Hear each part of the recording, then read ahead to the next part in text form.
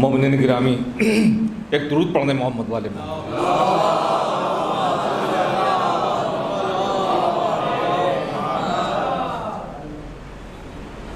آج ہمارے ساتویں امام موسیٰ کاظم علیہ السلام کا یوم شہادت ہے۔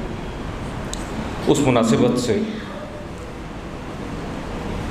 دو تین اشعار، ہر چند کے وقت میں گنجائش نہیں ہے، دامن وقت بہت تنگ ہو چکا ہے، لیکن حکم کی تعمیل ثواباً و تبرکاً عرض کرتا ہوں کہ شان سے زندگی جیو، شان سے زندگی جیو اور مرو بھی شان سے،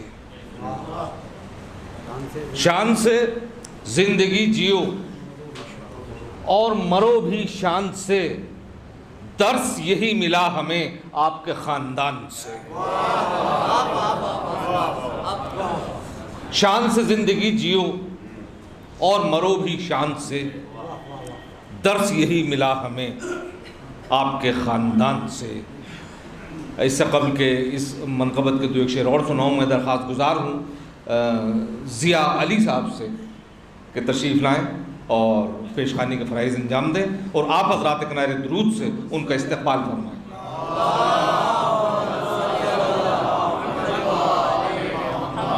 السلام علیکم۔ کہ تاریخ کے پنوں پر کوئی تو ملے جس کی کعبے میں ولادت ہو مسجد میں شہادت۔ کیا کہہ؟ تاریخ کے پنوں پر کوئی تو ملے جس کی کعبے میں ولادت ہو مسجد میں شہادت۔ ایک نعرے سلوات۔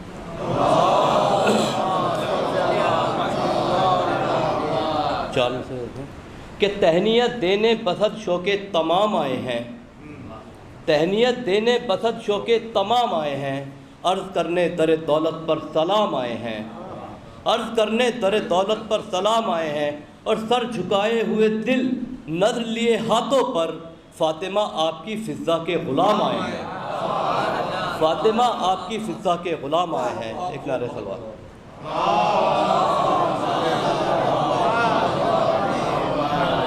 چند اشعار نماز کے عنوان سے میں آپ کو عطا کہ کتنی تھی لاجواب محبت نماز کی، کتنی تھی لاجواب محبت نماز کی، گردن پہ تیغ پھر بھی حفاظت نماز کی، گردن پہ تیغ پھر بھی حفاظت نماز کی، اور اتنا نکھارا اپنے لہو سے حسین نے، کردار ساز بن گئی صورت نماز کی، کردار ساز بن گئی صورت نماز کی، اور تپتی زمین پہ آج بھی سجدے میں ہے حسین، تپتی زمین پہ آج بھی سجدے میں ہے حسین، حب علی سے پوچھئے لذت نماز کی، حب علی سے پوچھئے لذت نماز کی، اور سر کو سجدے میں رکھنے سے پہلے یہ سوچ لو ابن علی نے بڑھائی ہے لذت نماز کی، ابن علی نے بڑھائی ہے لذت نماز کی، اور کس ایک نعرہ سلوات پڑھیں۔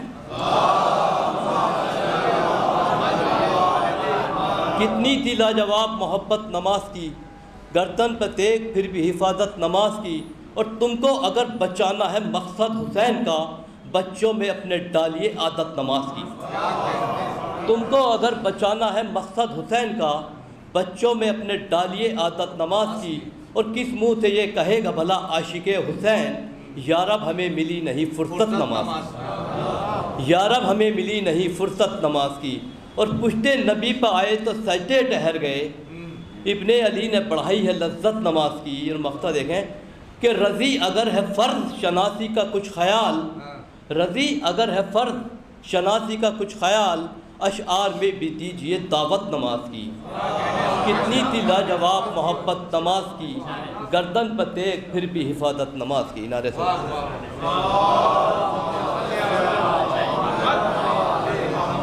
نہایت خوبصورت اشعار مرصع کلام سے نواز رہے علی صاحب، میں پیغمبر نقوی آپ سے مخاطب ہوں، دو تین اشعار ایک نظم اس کے ایک منقبت کے حاضر کر رہا ہوں، ایک درود پڑھ دیں محمد والے۔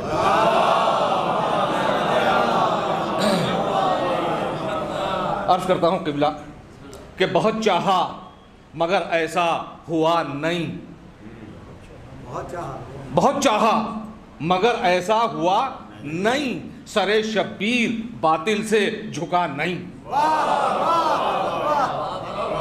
بہت چاہا مگر ایسا ہوا نہیں، سر شبیر باطل سے جھکا نہیں، بھرا گھر کر دیا قربان پھر بھی، قاسم بھائی، بھرا گھر کر دیا قربان پھر بھی، شکن ماتھے پہ نہیں، لب پر گلا نہیں۔ بھرا گھر کر دیا قربان پھر بھی، شکن ماتھے پہ نہیں، لب پر گلا نہیں۔ یہ ہیں آئینہ صبر و تحمل، یہ ہیں آئینہ صبر و تحمل، کوئی آئینہ ایسا دوسرا نہیں۔ یہ ہیں آئینہ صبر و تحمل، کوئی آئینہ ایسا دوسرا نہیں۔ اور ہوا یوں فوت باطل کا موقف، ہوا یوں فوت باطل کا موقف، کوئی بھی حق کا شہدائی مرا نہیں۔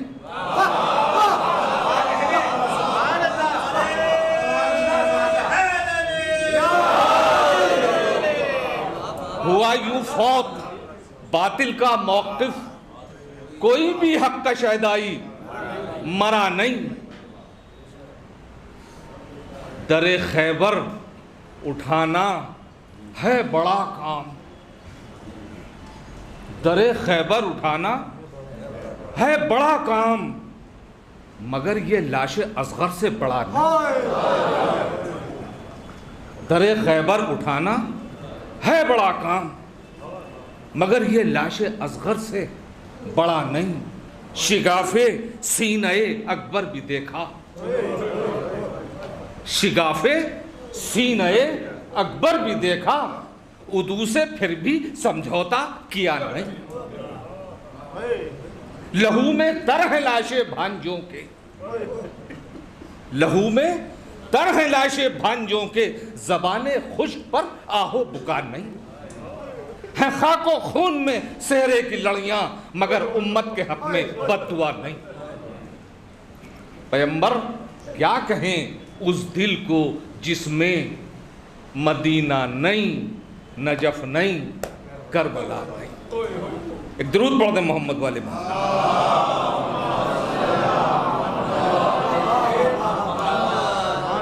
مومنین گرامی،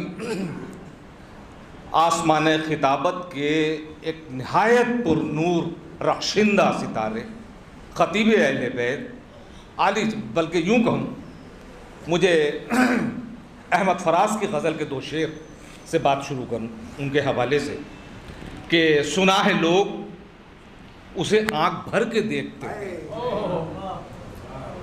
سنا ہے لوگ اسے آنکھ بھر کے دیکھتے ہیں، سو اس کے شہر میں کچھ دن ٹھہر کے دیکھتے ہیں۔ سنا ہے بولے تو باتوں سے پھول جھڑتے ہیں، سنا ہے بولے تو باتوں سے پھول جھڑتے ہیں، یہ بات ہے تو چلو بات کر کے دیکھتے ہیں۔ خطیب اہل بیت علی جناب مولانا سید گلزار جعفری صاحب قبلہ سے میں درخواست گزار ہوں کہ وہ تشریف لائیں اور آپ حضرات ایک نعرہ درود سے ان کا استقبال کریں۔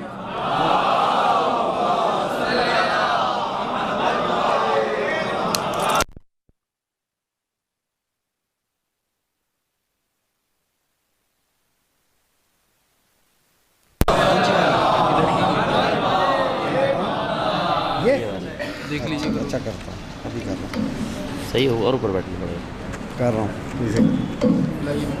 کر ہی دیتا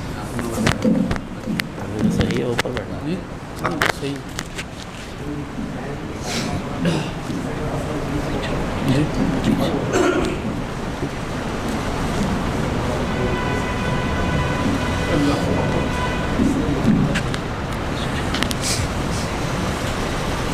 رحم اللہ من قرأ الفاتحہ۔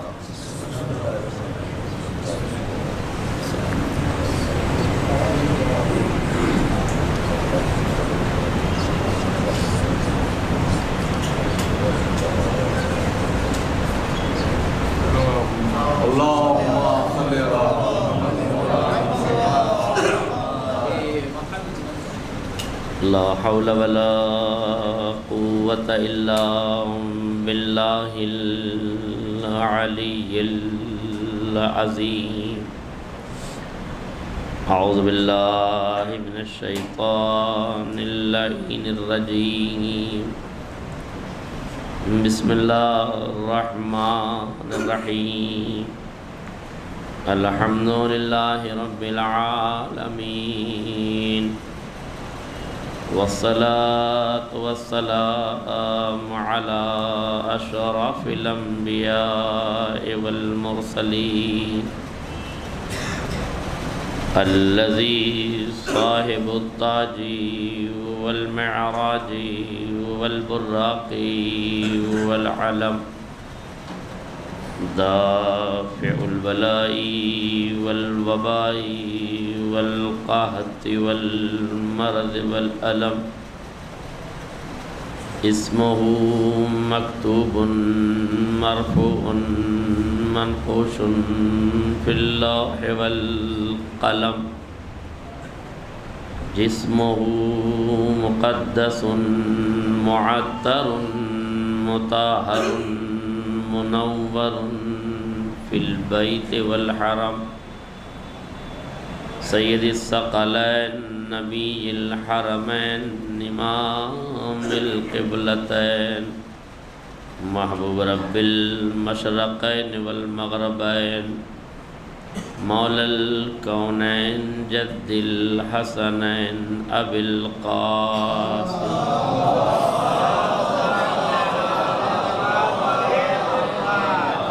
وعلى آل بیتہ الطیبین الطاہرین المعصومین المظلومین ولعنة الدائمة الباقية على أعدائهم أجمعين من الآن إلى قيام يوم الدين أما بعد فقد قال الله الحكيم في كتابه المجيد بسم الله الرحمن الرحيم هل يستوي الذين يعلمون والذين لا يعلمون صلوات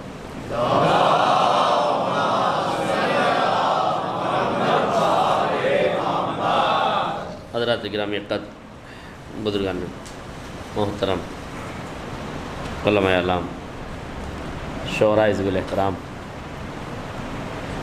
مجلس یوں تو روز شہادت کی ہے مگر اس مجلس کا عنوان پورے ماہ رجب کی مناسبات پر مشتمل ہے اس لیے کہ ماہ رجب نعمتوں رحمتوں عفتوں عصمتوں اور برکتوں کا مہینہ ہے یہ وہ مہینہ ہے کہ جس مہینے میں محمدوں کی بھی آمد ہے اور علیوں کی بھی آمد ہے اس مہینے کی پہلی ہی تاریخ کو ہمارے پانچویں امام محمد باقر کی ولادت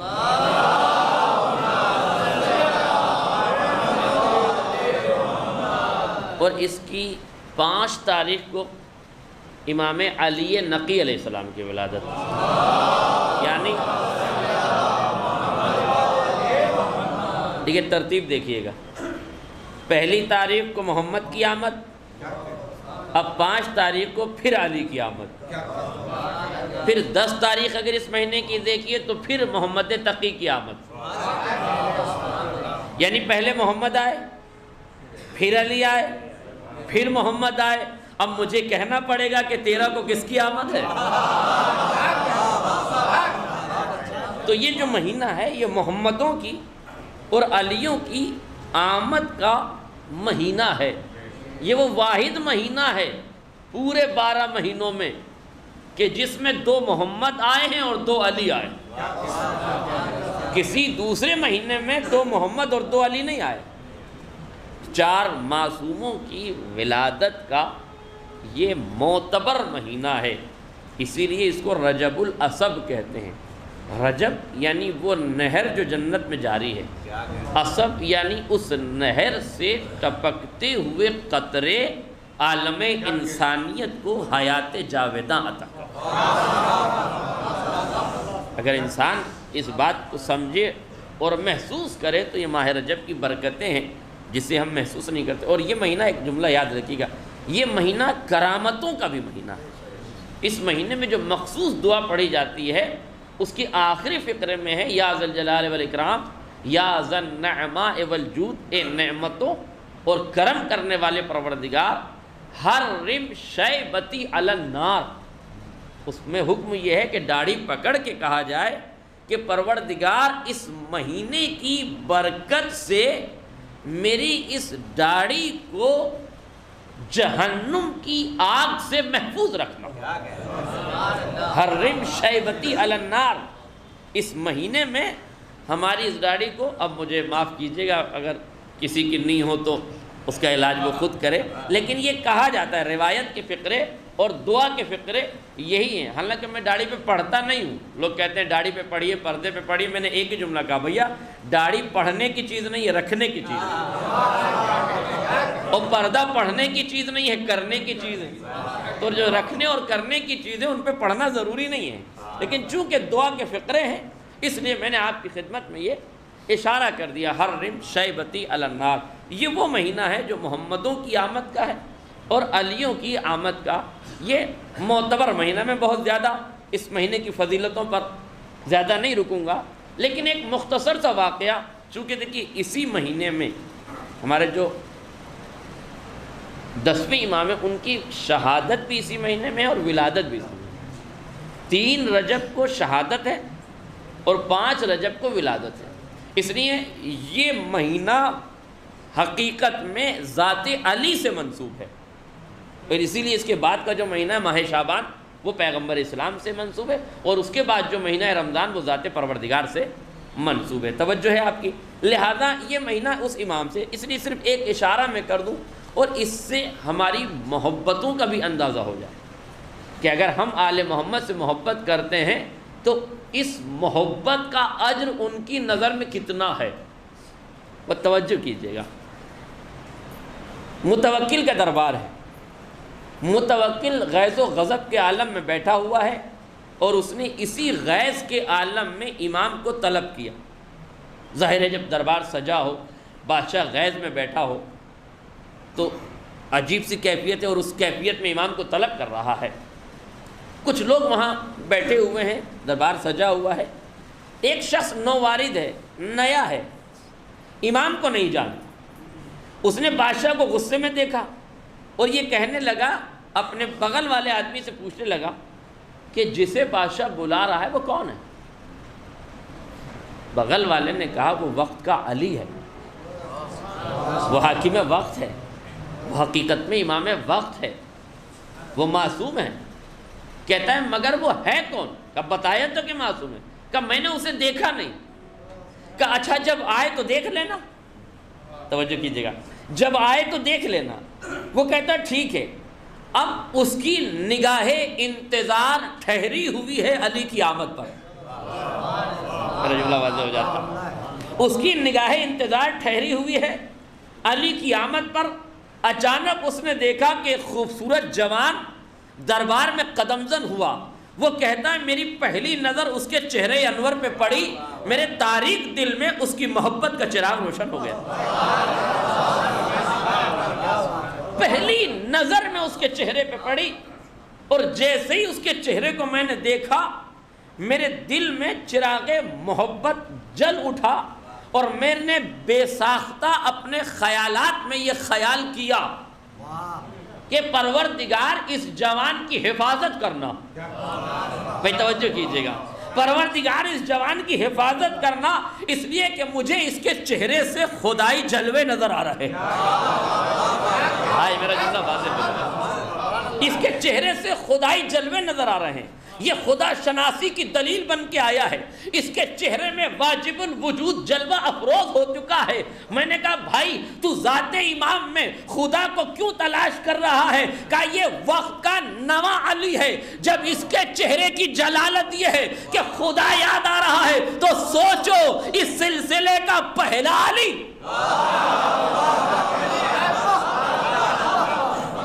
اس سلسلے کا پہلا علی تو کون ہوگا؟ پہلا علی کہا وجہ اللہ. بھئی وجہ کسے کہتے ہیں؟ اللہ کا چہرہ. تو اللہ کے تو ہاتھ پیر چہرہ ہے نہیں. کہ خبردار، چہرے سے مراد جسم نہیں، وہ چہرہ جسے دیکھ کے خدا یاد آ جائے. وہ چہرہ جسے دیکھ کے خدا یاد آ جائے. تو اچھا اب تم معصومین کو اللہ کا چہرہ کہو گے؟ میں نے کہا گھبراؤ نہیں، قانون سنو. جس کے چہرے کو دیکھ کے خدا یاد آ جائے، جس کے چہرے سے اپنے وجود سے جو مظہر آیات کردگار ہو، جس کے چہرے سے خدا کے وجود کی دلیل مل جائے، جس کو دیکھ کر خدا یاد آ جائے، وہ ہے وجہ اللہ، وہ ہے اللہ کا چہرہ. اس کے مصداق حقیقی تو علی ہیں، مگر جب جس کو دیکھ کے خدا یاد آئے، واضح ہو جائے، وہ وجہ اللہ ہے. اور تم معصوم کی بات کرتے ہو، آؤ میں تمہیں غیر معصوم دکھاؤں. واضح ہو جائے، آؤ میں تمہیں غیر معصوم دکھاؤں. امام خمینی ہیں، ایران سے فلائٹ پکڑی، پیرس جا رہے ہیں، راستے میں ایئر ہوسٹس نے امام خمینی کے چہرے پہ نظر کی، چاہتی ہے کہ پانی لے کے آگے بڑھے مگر قدم آگے نہیں بڑھتے. کسی نے پوچھا کیا بات ہے، تو آگے کیوں نہیں بڑھتی؟ بار بار ٹکٹکی نگاہ کے کیا دیکھ رہی ہے؟ کہا میں دیکھ رہی ہوں کہ عیسیٰ کا خدا اس کی ذات میں جلوہ گر.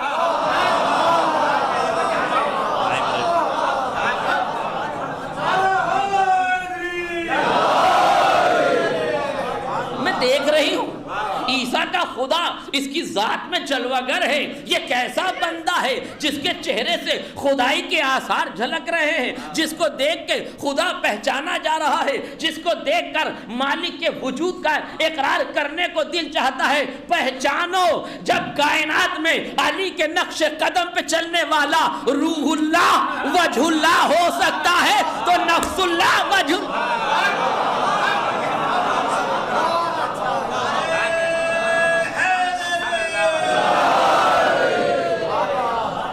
جب روح اللہ وجہ اللہ ہو سکتا ہے تو کیا نفس اللہ وجہ اللہ نہیں ہو سکتا؟ اور دیکھیے وجہ اللہ ہونے پر ہمارے پاس تو دلیلیں ہیں، غیروں نے بھی دلیلیں دی ہیں. غیر بھی اس بات کا اعتراف کرتا ہے. میں صرف یہ بتانا چاہتا ہوں کہ علی ید اللہ ہے، وجہ اللہ ہے، نفس اللہ ہے. یہ القاب خالی ہمارے یہاں نہیں ہیں، یہ غیروں کے یہاں بھی ہیں. روایت کی لفظیں ہیں کہ ایک مرتبہ کا واقعہ ہے، خانہ کعبہ میں ایک شخص ایک نامحرم کو دیکھ رہا تھا. جیسے ہی اس نے نامحرم پہ نظر کی، علی نے اسے نظر ڈالتے ہوئے دیکھ لیا. جیسے ہی علی نے دیکھا، ایک دست زبردست اس کے رخسار پہ دیا، ایک دست زبردست اس کے رخسار پہ دیا. 5 انگلی اس کی اس کے رخسار پہ ظاہر نشان بنا گئی. ٹیڑھا منہ لے کے ایک آدمی کے پاس گیا، آدمی نہیں، اس دور کے مسلمانوں کا تیسرا خلیفہ، واضح ہو جائے، خلیفہ وقت کے پاس گیا. جا کے کہتا ہے میں ایک شکایت لے کر آیا ہوں. کہا اس بیت اللہ میں، یہ اللہ کا گھر ہے، یہاں لوگ طواف کر رہے ہیں، تو شکایت لے کر آیا ہے. کس کی شکایت؟ کہا علی کی شکایت. کہا کیا کیا علی نے؟ کہا مجھے تھپڑ مارا. کیا کیا علی نے؟ کہا علی نے مجھے تھپڑ مارا. علی نے مجھے تھپڑ مارا. اس نے پوچھا کہ علی نے تجھے تھپڑ کیوں مارا؟ کہا یہ تو نہیں بتا سکتا، یہ تو نہیں بتا سکتا. اب خلیفہ وقت فرماتے ہیں، خلیفہ ثالث فرماتے ہیں ارے میں سمجھ گیا، عین اللہ نے دیکھا، ید اللہ نے مارا. تیری حرکت بیت اللہ میں ناقابل قبول تھی، عین اللہ نے دیکھا، ید اللہ نے مارا. ان کے لفظوں سے عین اللہ ید اللہ کا نکلنا بتا رہا ہے. خالی ہم ہی علی کو ید اللہ نہیں کہتے، غیر بھی ید اللہ کے. چلو آج پڑھ دے محمد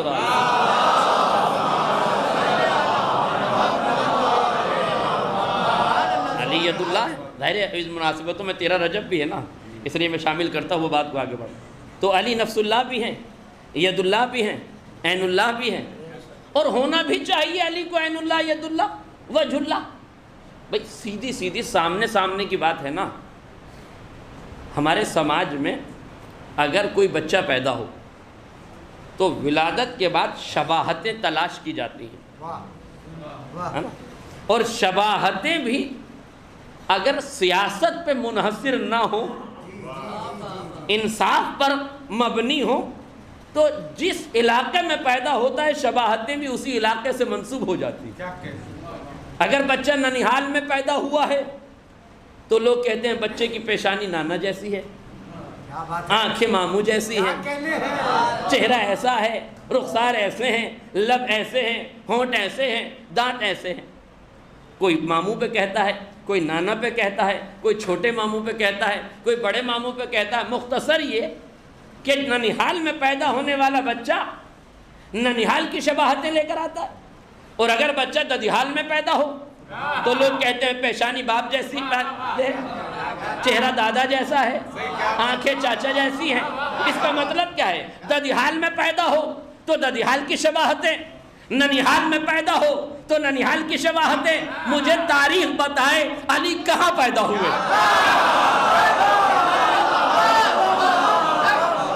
اگر ننیحال میں پیدا ہوتے،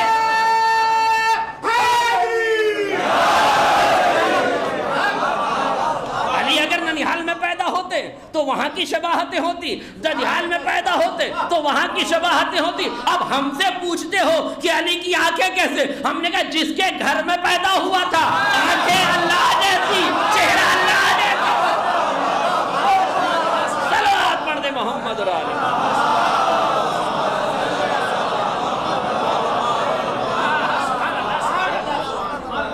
اور تجسیم کے پہلو سے احتراز کرتے ہوئے، گریز کرتے ہوئے، عقیدہ وحدت الہی میں تجسیم شامل نہ ہو جائے، اس لیے اس جملے سے گریز کر رہا ہوں۔ چہرے کا مطلب ہے پہچان کا ذریعہ۔ آپ بتائیں 10 جسم رکھے ہوں، اگر چہرے کے ساتھ رکھے ہیں تو سب کی شناخت ہو جائے گی، سب کا آدھار کارڈ پتہ چل جائے گا، ہے نا؟ لیکن اگر خدا نہ خواستہ جسم ہو مگر چہرہ نہ ہو، سر نہ ہو، بغیر سر کے جسم رکھے ہوئے ہوں، 2-4 جسم رکھے ہوئے ہوں، اب پوچھئے کہ کون ہے، تو آپ کہیں گے اس جسم کو پہچان نہیں سکتے۔ کیوں نہیں پہچان سکتے؟ کہ اس جسم میں سر نہیں ہے۔ اس کا مطلب یہ کہ چہرہ پہچان بنتا ہے، اگر چہرہ نہ ہو تو کائنات پہچان نہیں سکتی۔ اب سمجھو خدا نے ان کو خلقی اس لیے کیا کہ میں پہچانا جاؤں، تو پہچاننے کے لیے ضروری تھا کہ کوئی اللہ کا چہرہ بن جائے۔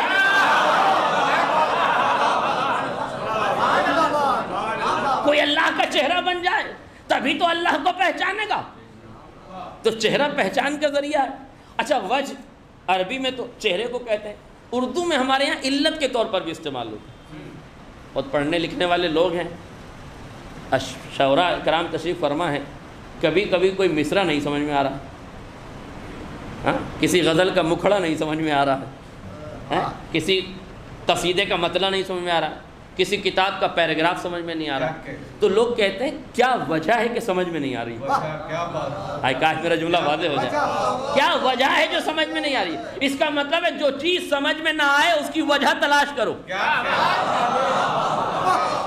جب تک تمہیں وجہ نہیں ملے گی، چیز سمجھ میں نہیں آئے گی، بات سمجھ میں نہیں آئے گی۔ امت مسلمہ بتاؤ خدا سمجھ میں آیا؟ کہا نہیں آیا۔ کہا وجہ کیا ہے کہ نہیں آیا؟ اس وجہ کو تلاش کرو، خدا سمجھ میں آؤ، اس وجہ کو تلاش کرو۔ کون ہے وجہ؟ کہا وجہ اللہ ہی تو ہے وجہ۔ اللہ کا چہرہ تلاش کرو، اور یہی باقی رہے گا بس۔ کل شیء فان، کل من علیہا فان، کائنات میں جو چیز ہے وہ فنا کے گھاٹ اترے گی۔ وَيَبْقَى وَجْهُ رَبِّكَ ذُو الْجَلَالِ وَالْإِكْرَامِ، اور وہ چہرہ باقی رہے گا جو جلالت والا بھی ہے، کرامت والا بھی ہے، جو جلالت والا بھی ہے، کرامت والا بھی ہے۔ جلالت یہ ہے کہ ڈونگریوں سے خیبر اکھاڑ لیتے ہیں، کرامت یہ ہے کہ ٹھہرا کے پورے لشکر کو گزار دیتے ہیں۔ وجہ اللہ وہی ہوگا جو صاحب جلال بھی ہو اور صاحب کرامت بھی ہو، ذو الجلال والاکرام۔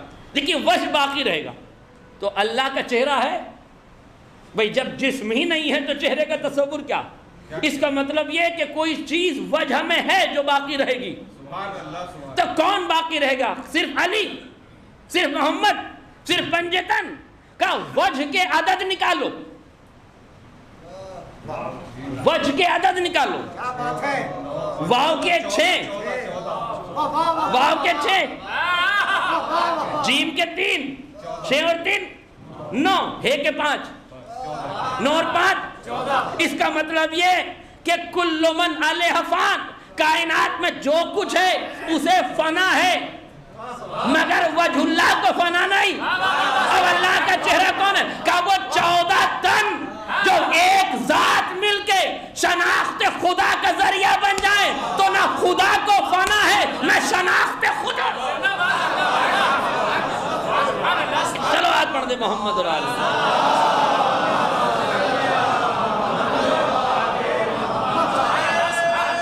کل من علیہ فان.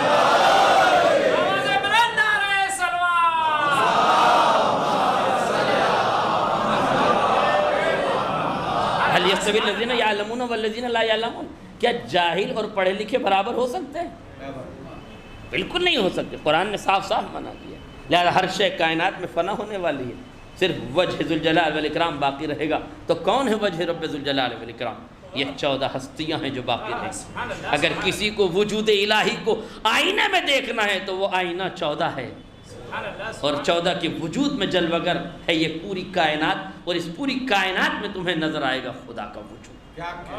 اگر معبود کی معرفت حاصل کرنا ہے تو پہلے آل محمد کی معرفت حاصل کرنا. جب انہیں پہچان لوگے تو خدا پہچان لو. یاد رکھیے گا. وہ کہتا میری پہلی نظر، توجہ ہے، بھولے تو نہیں میں کہا تھا، میری پہلی نظر اس جوان کے چہرے پہ پڑی، پہلی نظر چہرے پہ پڑی، میرے دل میں محبت کا چراغ جلنے لگا. اس چراغ کی روشنی نے مجھے دعا پہ مجبور کر دیا. بادشاہ غیظ میں بیٹھا ہے، میں نے کہا خدا اس کی حفاظت کرے. کیا کہا؟ دل ہی دل میں، توجہ رکھیے گا، دل ہی دل میں کیا کہا؟ خدا اس کی حفاظت کرے. یہ اپنے خانہ دل کا طواف خیالات کے آئینے میں کر رہا ہے. ابھی الفاظ لبوں کی دہلیز پر نہیں آئے ہیں، ابھی صرف فکر ہے جو فضائے تخیل میں پرواز کر رہی ہے. ابھی الفاظ لب کی دہلیز پہ نہیں آئے، ابھی دعا کے الفاظ مکمل نہیں ہوئے. یہ صرف دل کا خیال ہے، یا یوں کہوں ذہن کا وہم ہے، اور وہم اور خیال سے ملا کے یہ عبارت آرائی ہو رہی ہے خدا اس کی حفاظت کرے. ابھی نہ لفظ بولے ہیں، نہ دعا کی ہے، نہ کچھ کیا ہے، صرف خیال. نہیں، توجہ کیجئے، صرف خیال، صرف خیال، صرف خیال. ابھی یہ خیالات کے خیال میں گم تھا کہ اتنے میں امام اس کے قریب سے گزرے. اب تک اس نے امام کو دیکھا تھا، اب امام نے اسے دیکھا. اب امام نے اسے دیکھا، اس کی آنکھوں میں آنکھیں ڈالی، آنکھوں سے آنکھوں کا ملنا تھا، نظر سے نظر کا ملنا تھا، محبوب کا محب کو دیکھنا تھا. امام نے فرمایا خدا تیری حفاظت کرے. امام نے کہا خدا تیری حفاظت کرے. خالی اتنا ہی نہیں، یہ آل محمد ہیں، ایک دعا کا بدلہ ایک سے تھوڑی، 3 دعائیں اور دی. کہا خدا تیری حفاظت کرے. پھر فرمایا خدا تیرے مال میں برکت دے. پھر فرمایا خدا تیری اولاد میں برکت دے. پھر فرمایا خدا تیری عمر میں طولانیت عطا کر. عمر میں برکت، مال میں برکت، توجہ، اولاد میں برکت. جب یہ 3 دعائیں امام دیتے رہے، وہ کہتا ہے ابھی تو میں نے لفظ استعمال ہی نہیں کی، ابھی تو اس دل میں چراغ محبت جلا تھا، ابھی تو لو پھڑ پھڑا رہی تھی، ابھی تو دل سے دھڑکنے کی صدا آ رہی تھی. یہ کون ہے؟ لفظوں سے پہلے دل کی آواز سن لیتا ہے. آئے میرا جملہ واضح ہو. ارے یہ کون ہے؟ لفظوں سے پہلے دل کی آواز سن لیتا ہے. یہ کون ہے؟ میں نے نہ لفظ استعمال کیے، نہ میں نے لب ہلائے، نہ میں نے دعا کی، صرف دل ہی دل میں یہ خیال کیا پروردگار کتنا خوبصورت جوان ہے، اس کی حفاظت کرنا. اسے کیسے پتا چلا؟ نہیں توجہ کیا آپ نے؟ اسے کیسے پتا چلا؟ میں نے کہا تو نے پہچانا نہیں، یہ وقت کے علی ہیں۔ علی دلیلوں اور وکیلوں سے بات نہیں کرتے، علی دل کی دھڑکنوں سے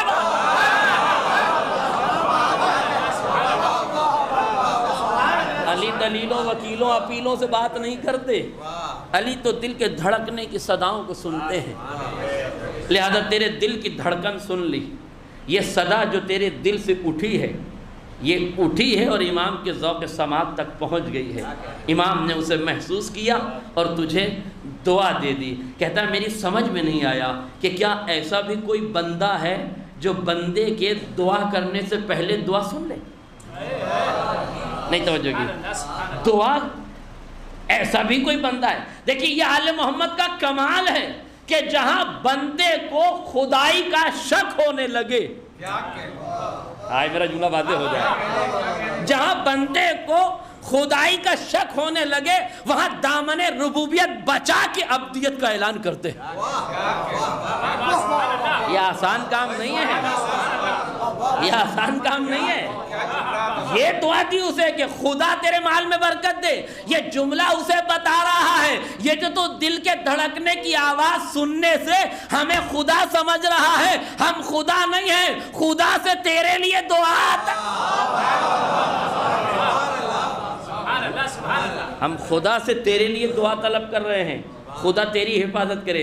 تو نے جس خدا سے کہا تھا، بلکہ کہنے کا بھی لفظ نہیں استعمال کیا، تیرے خیال کی عبارت آرائی نے جن جملوں کو دل کی گہرائی میں جنما تھا، پنپا تھا اور لبوں کی دہلیز تک نہیں لایا تھا، ابھی دعا کو الفاظ کا جامع زیب تن نہیں کرایا تھا، پھر بھی خیالات کو سمجھ لیا۔ تو پریشان نہ ہو، یہ خیالات کو سنتے ہیں، انہوں نے تو خالی تیری آواز کو سنا ہے۔ اگر ان کا کمال دیکھنا چاہتا ہے تو اتنا کمال رکھتے ہیں کہ اگر ہاتھوں میں بے جان تلوار آ جائے، رگوں کی نرمی، ہاتھ کی گرمی، ہتھیلی کی کشش محسوس کرنے لگے تو بے بصیرت ذوالفقار اتنی با بصیرت ہوتی ہے، چلتے چلتے 70 نسلوں کا جائزہ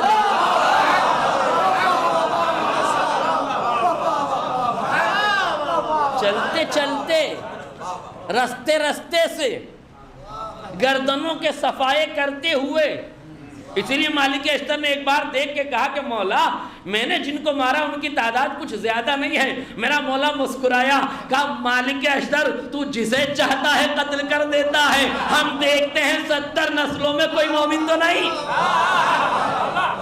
ایک صلوات پڑھ دے محمد۔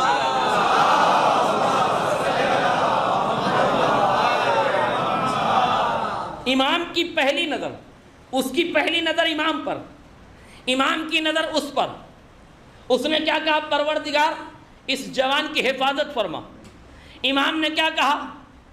خدا تیری حفاظت کرے، تیرے مال میں برکت دے، تیری اولاد میں برکت دے، تیری عمر میں برکت دے۔ مولا اس نے ایک دعا کی تھی، آپ نے 4 دعائیں کیوں کر دی؟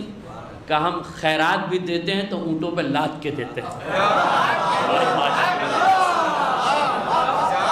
ہم خیرات بھی دیتے ہیں تو اونٹوں پہ لاد کے دیتے ہیں، اس لیے اس نے ایک دعا کی تھی، مولا ابھی تو اس نے میدان محبت میں پہلا قدم رکھا ہے، ابھی تو اس کے تاریک دل میں چراغ محبت روشن ہوا ہے، ابھی تو اس نے آپ کے چہرے انور کی زیارت کی ہے، ابھی تو صرف وجہ اللہ سے واقع ہوا ہے، ابھی تو یہ آپ کی سخاوت، آپ کی کرامت، آپ کی شجاعت، آپ کی شہامت، آپ کی عصمت، یہ کسی چیز کو نہیں جانتا، ابھی اس نے آپ کے فضائل نہیں سنے، ابھی اس نے منقبتیں نہیں لکھی، ابھی اس نے دیوان محبت جاری نہیں کیا، ابھی اس نے ذکر آل محمد نہیں کیا، خالی اتنا سا کیا تھا، آپ نے مال میں بھی برکت دے دی، اولاد میں بھی برکت دے دی، دولت میں بھی برکت دے دی، جان کی حفاظت کی دعا بھی دے دی، کہا ہم آل محمد ہیں، ہم سے صرف خیالات ہی ملا لو،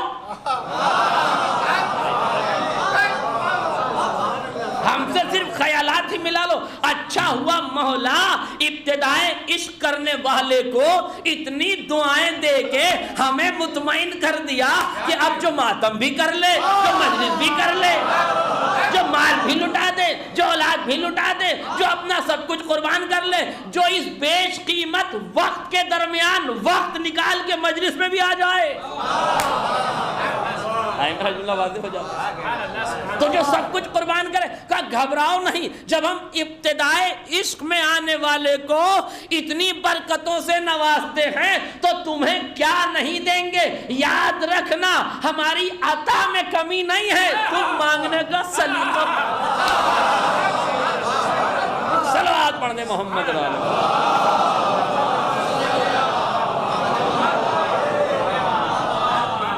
ان کی عطاؤں میں کمی نہیں ہے، بس ہمیں مانگنے کا سلیقہ نہیں آتا، اور ہماری مصیبت یہ کہ ہم لوٹنے کے عادی ہو گئے، اور رزق لوٹنے سے نہیں ملتا۔ ایک چھوٹی سی مثال دے دوں تاکہ بالکل بات واضح ہو، ذرا سا پہلو بدل کے سماعت کر لیجیے، عطا پروردگار سمجھ میں آ جائے۔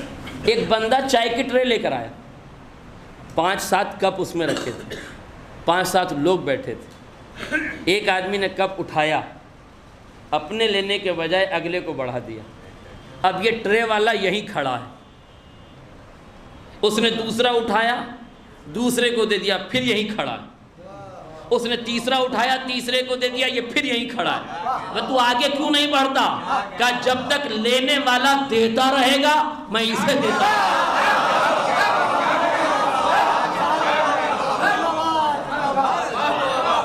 لینے والا دیتا رہے گا۔ 10 لوگ بیٹھے تھے، 5 کپ لے کر آیا تھا، 5 کپ آدمی نے بانٹ دیا، پھر 5 کپ لے کر آئے گا، کہاں کھڑا ہوگا؟ اسی کے پاس جو دے رہا تھا۔ یہ دنیا کا قانون ہے، اگر دنیا کو دیتے رہو گے تو خدا بھی تمہیں دیتا رہے گا، جب دنیا سے ہاتھ موڑ لو گے، میرا جملہ واضح ہو جائے، جب اپنا ہاتھ دنیا سے روک لو گے تو خبردار۔ اسی لیے امام حسن سے کسی نے کہا مولا اتنی خیرات کیوں کرتے ہیں؟ کہا وہ مجھے دیتا ہے اس لیے میں تمہیں دیتا ہوں، اگر میں نے تمہیں دیکھنا روک دیا تو کہیں وہ نہ روک دے۔ ہمیں مانگنے کا سلیقہ نہیں، میں نے بار بار یہ بات کہی، ہم آڑوں کے پاس، شاڑوں کے پاس، کانوں کے پاس، کنڈوں کے پاس، گنڈوں کے پاس، گندوں کے پاس، تعویذوں کے پاس، آویزوں کے پاس، آویزاؤں کے پاس، شعبدے بازوں کے پاس، شعبدہ گروں کے پاس، نہ جانے کن کن کے پاس ہم جا رہے ہیں۔ بھیا کہاں جا رہے ہو؟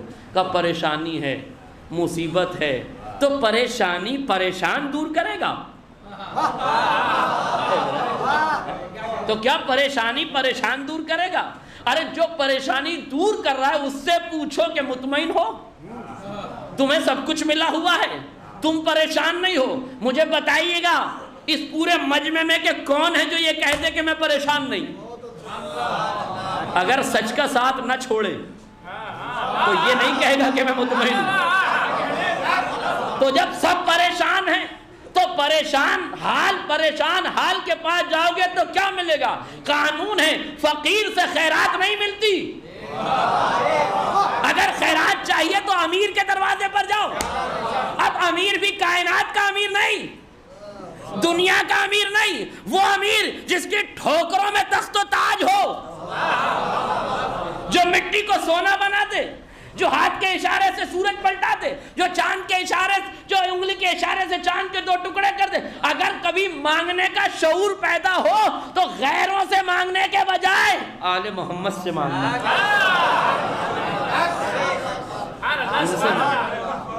اور پھر جنہیں معصومین نے باب الحوائج بنا دیا، میں اپنے موضوع سے متصل ہوا، جنہیں باب الحوائج بنا دیا گیا، یعنی وہ ذوات کہ جن کے دروازے پر دعائیں رد نہیں ہوتی۔ یہ کون ہیں جن کی دعائیں رد نہیں ہوتی؟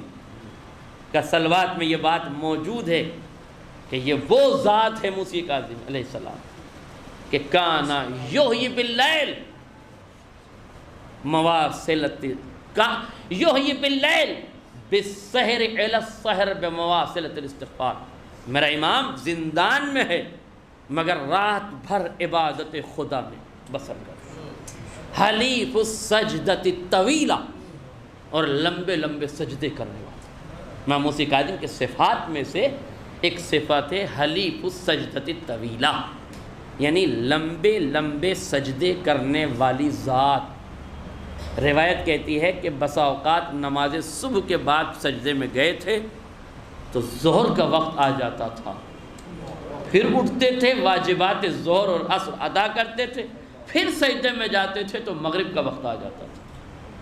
وہ سندھی جو اذیت دینے پر معمور تھا، وہ کہتا ہے میری سمجھ میں نہیں آتا کہ اذیت کس وقت دوں، سجدے سے سر اٹھائے تو دوں، روزے میں نہ ہو تو دوں، عبادت میں نہ ہو تو دوں، کوئی شکایت کرے تو دوں، جس کے لبوں پہ ہر آن شکر خدا رہتا ہو، جو زندان میں رہ کے بھی مرضی رب کا سودا کرنے والا آزاد انسان ہے۔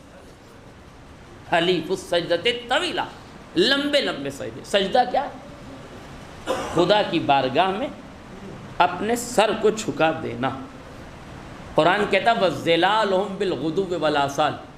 اگر انسان تکبر میں، ایگو میں، غرور میں ڈوب کے یہ سوچتا ہے کہ ہم سجدہ نہیں کریں گے، تو قرآن کہتا تمہاری کیا اوقات ہے، تمہارے سائے بھی زمین عبودیت پہ بچھ جاتے ہیں۔ سایہ دیکھا ہے آپ نے؟ کیا بات ہے؟ انسان کا سایہ دیکھا ہے؟ سایہ کہاں ہوتا ہے؟ زمین پہ۔ توجہ کیجئے گا، کہاں ہوتا ہے؟ زمین پہ بچھ جاتا ہے۔ اچھا، سائے کی ضرورت اسے ہے جو سجدے سے انحراف کرے۔ کیا کہتے ہیں؟ بہت اچھا ہے۔ اس ذات کو سائے کی ضرورت ہی نہیں تھی۔ آج میرا جملہ واضح ہو جائے۔ اس ذات کو سائے کی ضرورت ہی نہیں تھی۔ اچھا، سایہ ہوتا کب ہے؟ بات سائے پہ نہیں جانا چاہتا تھا، بات آ گئی۔ یہ جو رسول کو ہم سایہ کہتے ہیں، وہ تو رسول کا سایہ بھی نہیں پاتے۔ یہ عجیب ہم سایہ ہے جو رسول کا سایہ نہیں تلاش کر پائے۔ اور یہ خلیفہ ثالث کا بیان ہے کہ ایک مرتبہ اصحاب میں بحث ہو گئی کہ نبی کے جسم کا سایہ کیوں نہیں ہے، تو سب نے اپنی اپنی تعویلیں پیش کی کہ نبی کے جسم میں سایہ کیوں نہیں ہے۔ تو اس کے بعد صحابی فرماتے ہیں کہ میں نے کہا کہ نبی کے سایہ کیسے ہوگا؟ اگر نبی کا سایہ نبی کے پیچھے ہوگا تو گناہگار کے قدم نبی کے سائے پہ پڑ جائیں گے، یہ قدرت کو گوارا نہیں۔ اور نبی کا سایہ نبی سے آگے ہوگا تو یہ کیسے ممکن ہے کہ نبی سے آگے سایہ ہو جائے؟ تو جس کی منقبتوں میں ذات قدرت نے سایہ نہیں رکھا، تو پھر کسی ہمسائے کو کیا حق ہے جو ہم جیسا کہہ دے؟ صلوات پڑھ دے محمد اور آل محمد۔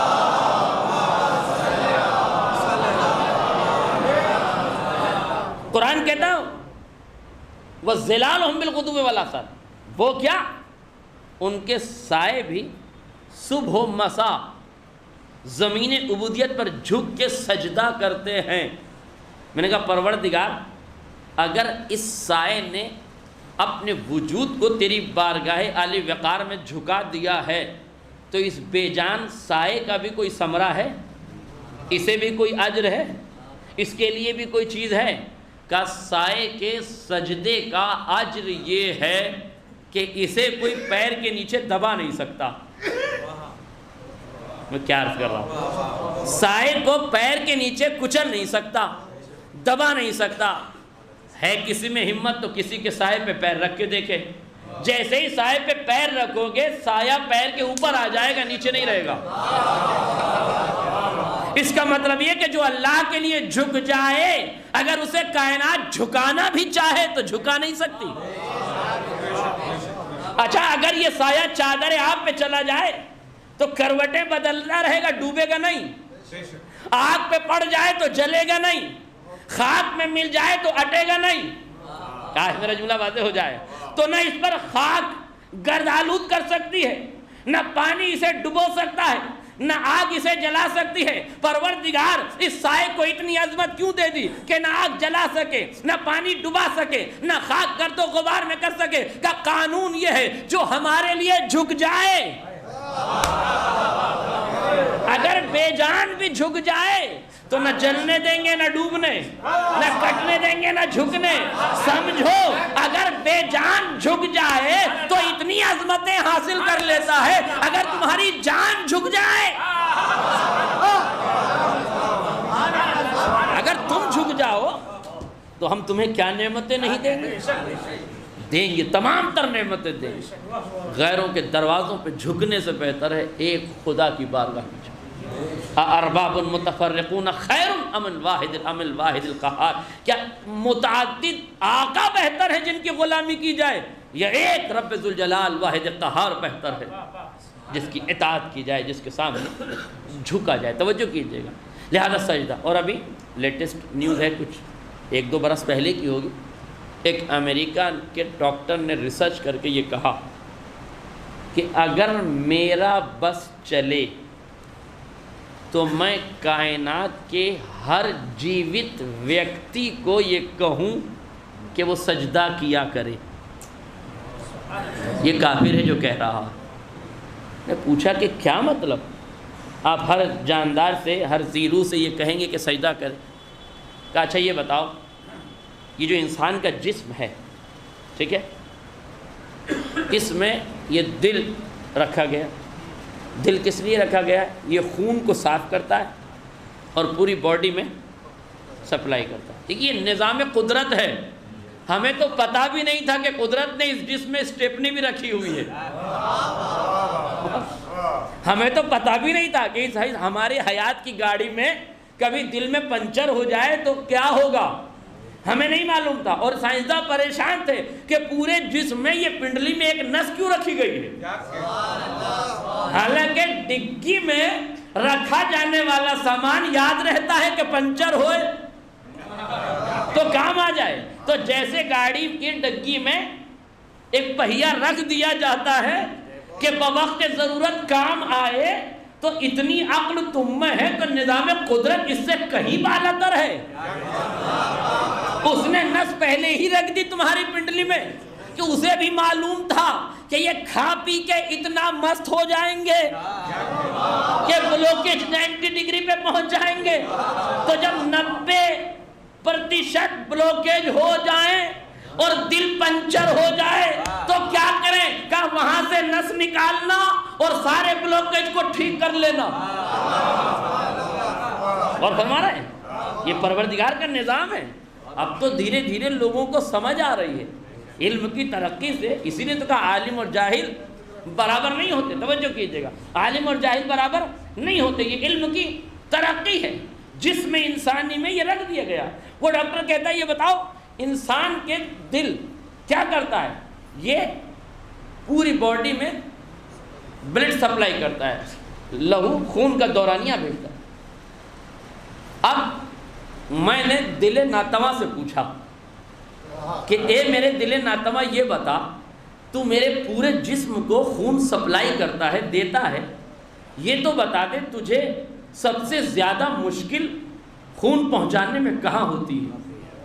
دل ناتواں نے کہا تیرے سرے غرور پر۔ جب تیرا سرے غرور اٹھا رہتا ہے تو مجھے بڑی دقت ہے۔ اس سرے غرور میں خون پہنچانے میں سب سے زیادہ تکلیف ہے۔ تو میں نے کہا یہ تکلیف تو تیری برقرار رہے گی، اس لیے کہ میں سوتا ہوں تو تکیے پہ سر رکھ لیتا ہوں، پھر بلندی ہے، میں بیٹھتا ہوں تو پھر میرا سر بلند رہتا ہے، میں کھڑا ہوتا ہوں تو میرا سر بلند رہتا ہے۔ اب یہ بتا میں ہر وقت تو اپنا سر جھکا نہیں سکتا، میں اب میرے سرے غرور نے بھی دل ناتواں سے مخاطب ہو کے کہا ارے تیرے کہنے میں آ کے اگر میں جھک بھی جاؤں تو کتنی دیر جھکوں گا، چند لمحے تو جھکوں گا۔ تو دل ناتواں نے کہا تو جھک کے تو دیکھ، جب تو جھک جائے گا میں سارے جسم کے اعضاء کو چھوڑ کے پورا لہو تجھے پلا دوں گا۔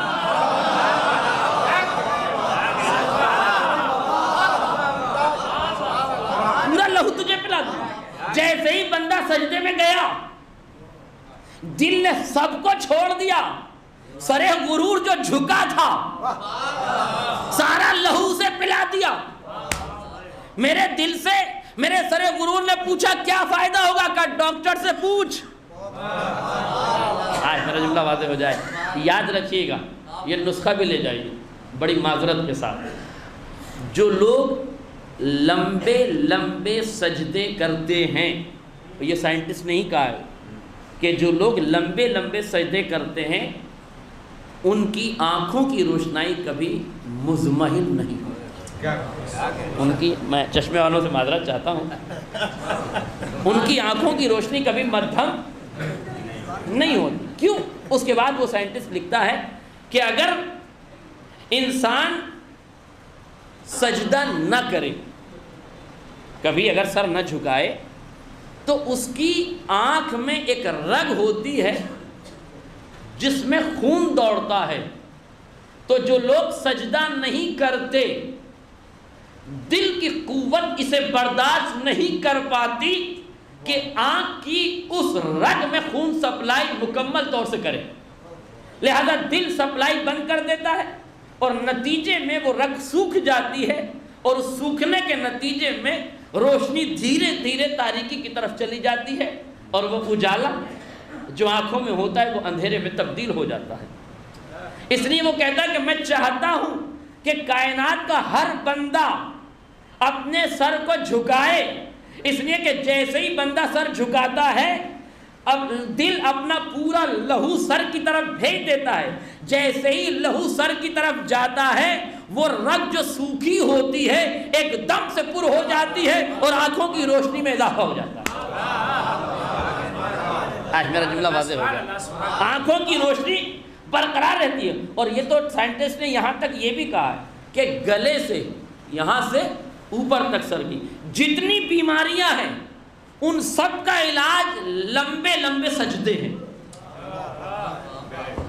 لمبے لمبے سجدے، اس لیے کہ سر میں بیماریاں ہوتی ہی اس وقت ہیں جب خون اپنی سپلائی کو ہلکا کر دیتا ہے، اور جب بندہ سجدے میں جاتا ہے تو دل اپنا پورا لہو نچوڑ کے اسے دے دیتا ہے۔ میں نے اپنے دل ناتواں سے پوچھا، پہلے تو نہیں دے رہا تھا، اب کیوں دے رہا ہے؟ کہا پہلے تو غرور میں مبتلا تھا، اب تو بندگی میں قدم زن ہو گیا۔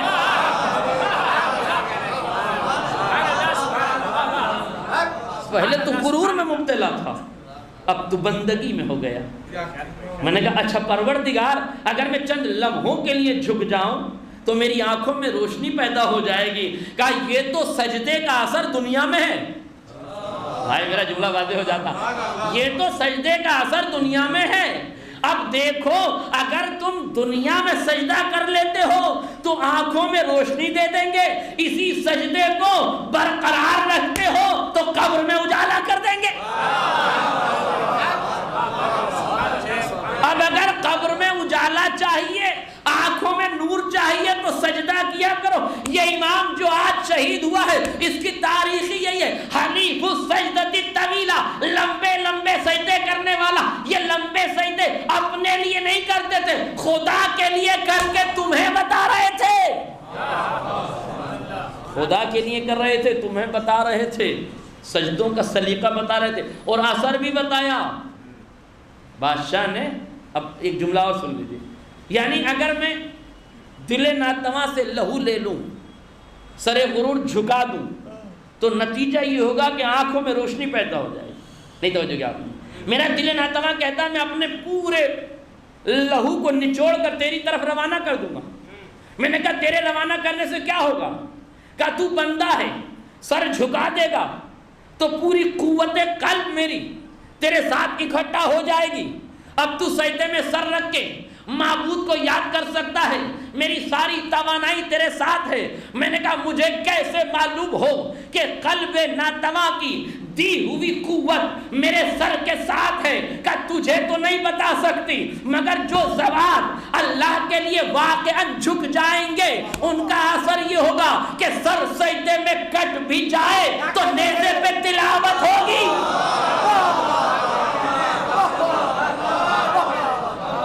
سر سجدے میں کٹ بھی جائیں تو نیزے پہ تلاوت ہوگی۔ اب سمجھے نیزے پہ تلاوت اسی لیے ہو رہی تھی، حسین کے قلب ناتواں نے اپنی پوری قوت سے لہو حسین کو دے دیا تھا۔ حسین کائنات کو سجدہ بھی بتا دو، آبروئے سجدہ۔ صلوات پڑھ دے محمد رسول۔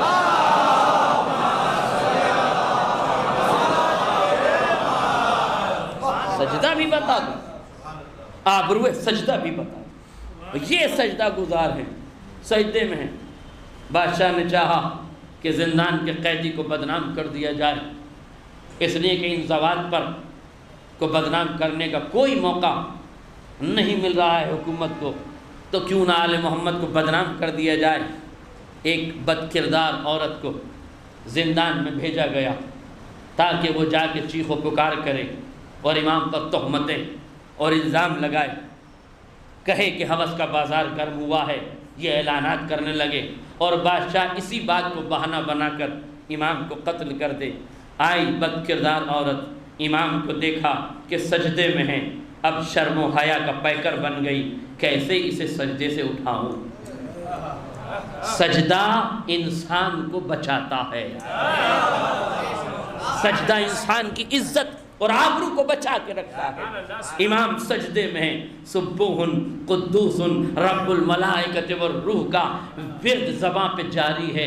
امام تسبیح و تحلیل خداوند رب ذوالجلال کر رہے ہیں، امام سجدے میں ہیں۔ یہ انتظار کرتی رہی، کھڑی کھڑی تھک گئی تو بیٹھ گئی، اب بیٹھے ہوئے بھی تھک گئی تو پریشان ہونے لگی، یہ کیسا قیدی ہے۔ اب جب اس کی پریشانی بڑھی تو ادھر سے اطمینان حاصل ہونے لگا۔ اب تک امام تسبیح کر رہے تھے، اب فرش سے تسبیح کی آواز آنے لگی، اب دیوار سے تسبیح کی آوازیں آنے لگی، اب چاروں طرف سے ایک ہی صدا گونجنے لگی، سبوح قدوس رب الملائکۃ والروح۔ اب کیا ہوا، وہ جو بد کردار تھی اپنے کردار کا لوہا منوانے کے لیے آئی تھی، اس اسیر و قیدی نے اپنے کردار سے اسے اتنا اجالے میں کھڑا کر دیا کہ جو لوٹنے آئی تھی وہ سر کو سجدہ خالق پر رکھ کے لیٹ گئی۔ اب عجیب منظر ہے، امام آگے سجدے میں ہے، آنے والی عورت پیچھے سجدے میں ہے، بادشاہ پریشان ہے، شور کیوں نہیں ہوتا؟ میرا جملہ یاد رکھیے، بادشاہ پریشان ہے، شور کیوں نہیں ہوتا؟ اب شور نہیں ہوگا، شعور نے شعور کو بیدار کر دیا، شعور نے شعور کو بیدار کر دیا۔ اب شور نہیں ہوگا، اب شور باہر ہو رہا ہے۔ کیا وجہ ہے؟ عورت اندر نہیں ہے، اندر گئی ہے، چلاتی نہیں، پریشان نہیں ہوتی۔ کیا بات ہے؟ کہیں قیدی سے ساز باز تو نہیں کر لی ہے، کوئی بات طے تو نہیں ہو گئی ہے؟ اب پریشان ہو کے پوری سلطنت و مملکت کے جو عزیز دار سمجھتے تھے اپنے آپ کو، بزرگوار سمجھتے تھے، عزت دار ظاہراً سمجھتے تھے، وہ سب کے سب آئے تاکہ تماشا دیکھیں۔ جو تماشا دیکھنے آئے تھے خود تماشا بن گئے، خود تماشا بن گئے۔ دیکھا امام سجدے میں ہے، وہ بھی پیچھے سجدے میں ہے، اسے اٹھا کے کہا ہم تو تجھے اس لیے لائے تھے، اسے سجدے سے اٹھا، تو خود ہی سجدے میں، تو خود ہی سجدے میں گر پڑی۔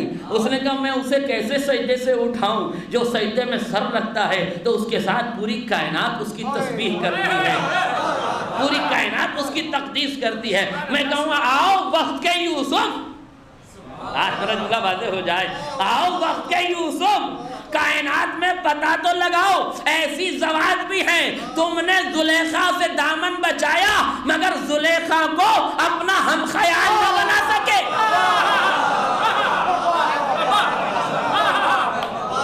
اپنا دامن بچا کے بھاگے۔ حالانکہ اس میں بھی ایک جملہ اور ایڈ کر دوں، کیسے بھاگے جناب یوسف؟ زلیخا نے سارے اسباب مہیا کر لیے تھے، لائٹنگ سسٹم سے لے کر ساؤنڈنگ سسٹم تک ساری وہ چیزیں اس نے رکھ دی تھی جو انسان کی کیفیت کو ہیجان کی منزلوں میں لے کے جاتی ہے۔ سارا سسٹم فٹ کرنے کے بعد یہ کوشش کی کہ جناب یوسف کو ورغلایا جائے۔ اب جناب یوسف دوڑنے لگے، آپ غور کیجئے گا، کہاں دوڑے جناب یوسف؟ کیا جناب یوسف جانتے تھے کہ دروازے کھلے ہیں؟ سارے دروازے تو بند تھے۔ تو ہونا یہ چاہیے تھا کہ یوسف پورے گھر میں چوراہے چاروں طرف دوڑتے، آگے آگے یوسف دوڑتے، پیچھے پیچھے زلیخا دوڑتی، مگر یہ یوسف دروازے کی طرف کیوں دوڑے؟ نہیں توجہ کیا آپ نے؟ دروازے کی طرف کیوں دوڑے؟ کہا سنو، جب سارے دروازے بند ہو جائیں تو خدا سے لو لگانا۔ جب تمہارے سارے دروازے بند ہو جائیں خدا سے لو لگانا، اس لیے کہ بند دروازوں کو وہی کھول سکتا ہے۔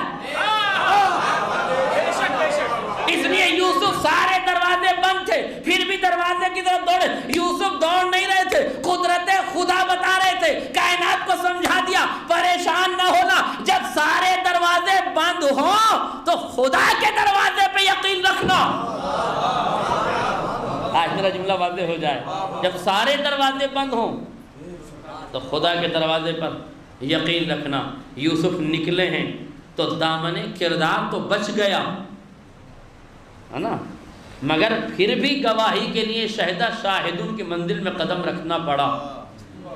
اور زلیخا کو ہم خیال اس وقت نہ بنا سکے, بعد میں محبت ہم خیال ہو گئی وہ اور بات ہے, لیکن اس وقت نہ بنا سکے. تو آؤ یوسف, زندان میں ایک یوسف اور ہے جو سجدے میں ہے, سر کو سجدہ خالق میں رکھے ہوئے, مگر کردار کی بلندی یہ ہے کہ خود تو بچا ہی ہے, بس کردار کے کردار میں بھی اجاگر اسے بھی اپنا ہم خیال کر دیا. اسی کو کہتے ہیں ہدایت, اسی کو کہتے ہیں نیک راہ دکھانا. میں تقابل نہیں کر رہا ہوں, مگر منزل کمال امام موسیٰ کاظم تو بتائی, یہ کمال امام تو تھا ہی. ایسے پرآشوب دور میں امام نے زندگی بسر کی. دیکھیے یاد رکھیے گا, وقت میں گنجائش نہیں, ورنہ میں تفصیلات کی طرف جاتا. 128 ہجری میں 7 صفر 128 ہجری میں ہمارے 7ویں امام پیدا ہوئے, اور 125 رجب 183 ہجری میں شہید ہوئے. 128 میں جب مقام ابوا میں پیدا ہوئے ہیں, یہ وہ دور تھا جب بنی امیہ اور بنی عباس کی آپس میں چپکلشیں تھیں. حکومت اور خلافت لوٹنے کے لیے ایک دوسرے کے ساتھ تنازعہ تھا, لڑائی ہو رہی تھی, قتل و غارت گری خونریزی ہو رہی تھی. بہت توجہ رکھیے, جہاں میں لے جانا چاہتا ہوں آپ کو, بہت اشارے سے میں بات کو کہہ رہا ہوں.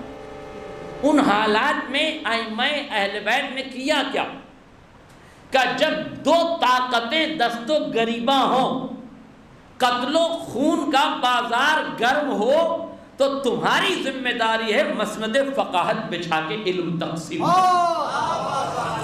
آج میرا جملہ واضح ہوگا. رزق علم بانٹنا, کائنات کو علم کے چراغ جلا کے دینا. امام نے یہی کیا. فقہ امام جعفر سے مخصوص ہے نا, امام جعفر سے فقہ مشہور ہے. کیا فقہ خالی چھٹے امام کی ہے؟ سارے اماموں کی ہے. پھر امام کی طرف کیوں منسوب ہے؟ اس لیے کہ بقیہ اماموں کو موقع نہیں ملا فقہ پہنچانے کا جتنا موقع 5ویں اور چھٹے امام کو ملا. لہذا 132 ہجری تک بنی امیہ کی حکومت رہی. 132 ہجری میں ابو العباس صفا بنی امیہ کا پہلا بادشاہ آیا. اس نے آتے ہی ظلم و ستم شروع کیا, مگر جب دو طاقتیں لڑتی رہی تو آل محمد نے بتایا کہ تمہیں علم کے چراغ جلا دینے چاہیے. یہ واقعہ 1400 سال پرانا ہے, مگر آج بھی یہ شمع ہدایت ہمیں نور دے رہا ہے. اور اب تم دیکھ لو, اگر تمہارے ہی ملک میں دو طاقتیں دست و گریباں ہو تو بیچ میں پسنے کی ضرورت نہیں ہے, علم کے اتنے چراغ روشن کر دو.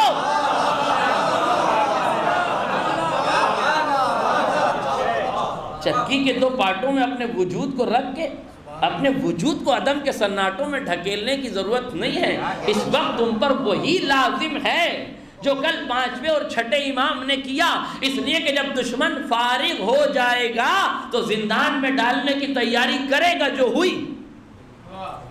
جو ہوئی نا, بنی عباس بنی امیہ کا بادشاہ خط اور بنی عباس کی سلطنت یہاں سے شروع, اور 4 سال تک ابو العباس صفا حکومت پہ رہا. 32 سے لے کر 36 تک, 136 ہجری تک ابو العباس صفا کے معنی کیا؟ خوریز, خونخوار, دہشت گرد, جن کے ناموں سے بے حیائی ٹپکتی ہو. پھر بھی امت اگر ان کو خلیفہ ماننے لگے تو کیا کرے؟ صفا کیا مطلب ہے؟ صفا خوریز. اس کے بعد 36 ہجری سے 156 ہجری تک 20 سال منصور دوانقی. کیا مطلب ہے دوانقی؟ پائی پہ مرنے والا بخیل, کنجوس ترین انسان. یہ بیت المال لوٹ کے بھی بخیل ہی رہے. ان کی غربتیں غنا میں بدلی اور غنا کے بعد پھر بخیل میں بدلی. پورا سلسلہ ہے.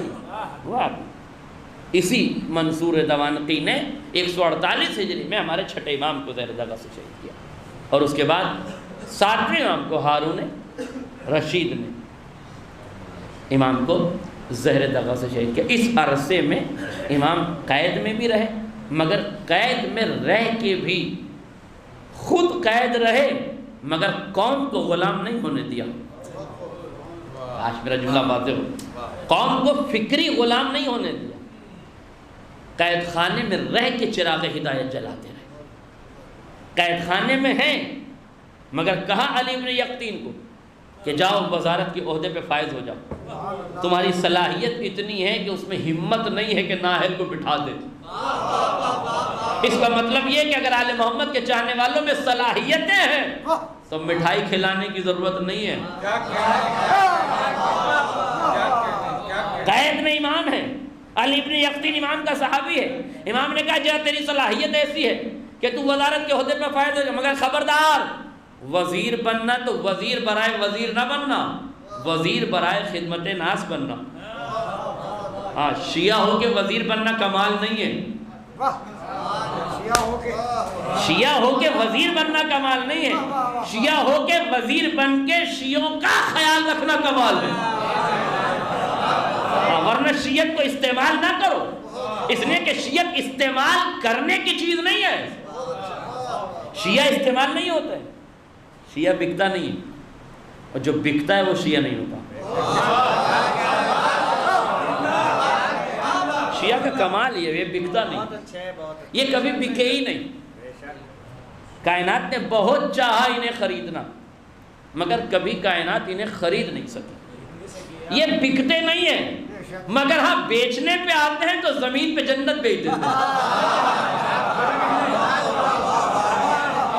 ان کی زمینداری زمین کی زمینداری کی محتاج نہیں ہے، یہ وہ ایمان کے زمیندار ہیں جو دنیا میں رہ کے جنت کی زمینیں بیچتے ہیں۔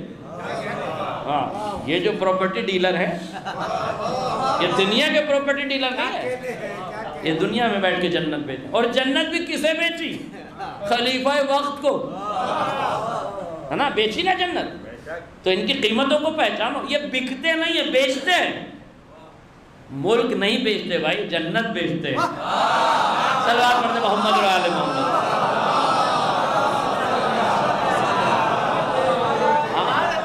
بہلول نے ملک نہیں بیچا ہے، جنت بیچی ہے۔ ہاں، خریدا اس نے ہے جس نے پورا بیچ دیا۔ یہ اور بات ہے کہ ملک تو بیچ دیا پر جنت نہیں خرید سکا۔ جنت نہیں خرید سکا، اس لیے کہ جنت پیسے سے تھوڑی ملتی ہے، ایمان سے ملتی ہے، اور ہارون کے پاس وہ تھا نہیں۔ تو آل محمد کے چاہنے والے کا وزیر بن جاؤ، مگر خبردار خیال رکھنا وزارت کے عہدے پر رہنا تو آنکھیں کھلی رکھنا، دماغ کھلا رکھنا، ہمارا کوئی چاہنے والا آ جائے تو اس کا خیال رکھنا، اسے کوئی پریشانی نہ ہو۔ یہ ہے وزارت۔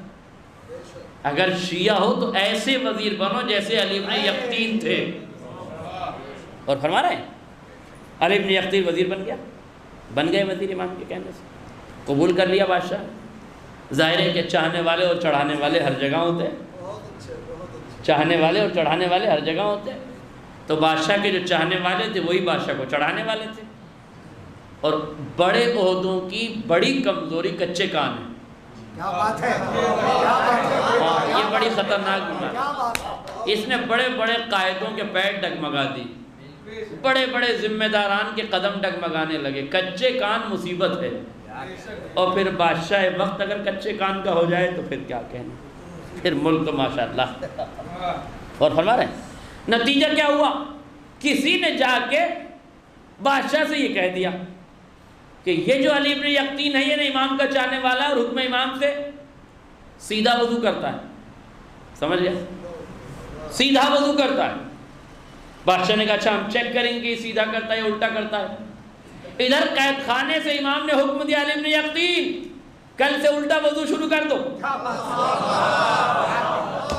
اسے کہتے ہیں محبت اور اسے کہتے ہیں اطاعت۔ حکم آیا، الٹا وضو شروع کر دیا۔ ایمان سے بتائیے، اگر اس زمانے میں امام کہہ دیں الٹا وضو کرو، کوئی امام کو امام مانے گا؟ مولا باپ دادا پردادا سکر دادا نکر دادا سب سیدھا وضو کرتے آئے ہیں، سارے علماء نے سیدھا وضو بتایا ہے، سب سیدھا وضو کہتے آ رہے ہیں، یہ کون سی نئی شریعت آ گئی؟ الٹا وضو کیجئے۔ امام کا حکم پہنچا، فوراً الٹا وضو۔ میں نے کہا ابن یقین تو وزیر ہے، بڑے عہدے پہ فائز ہے، اجتہاد کیوں نہیں کرتا؟ کہا چپ رہو، جب مرجع وقت موجود ہے۔